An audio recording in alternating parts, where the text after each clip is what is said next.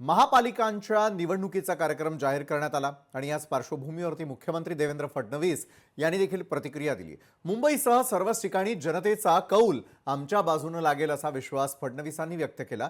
राज्यामध्ये सर्वच ठिकाणी शिवसेना भाजप सोबत असणार आहे, मात्र पुण्यामध्ये भाजप आणि राष्ट्रवादी एकमेकांसमोर अर्थात विरोधात असणार आहे, पण ही मैत्रीपूर्ण लढत असल्याचं खुद्द मुख्यमंत्री म्हणाले। मला अतिशय आनंद आहे की राज्य निवडणूक आयोगाने महानगरपालिका निवडणुकीच्या तारखा घोषित केलेल्या आहेत। 15 जानेवारीला राज्यातल्या सगळ्या महानगरपालिकांच्या निवडणुका होणार आहेत।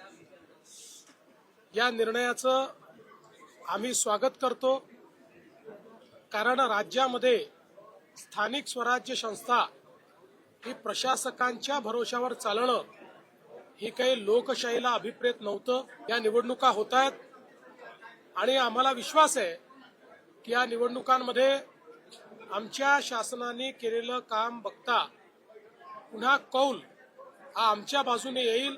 चर्चा झालेली आहे। आम्ही दोघेही इथले मोठे पक्ष आहोत।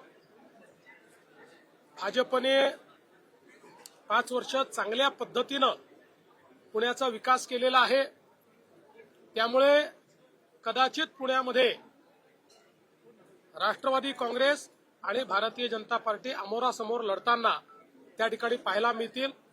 पण असं असलं तरी ही मैत्रीपूर्ण लढत असेल, याच्यामध्ये कुठेही कटुता नसेल।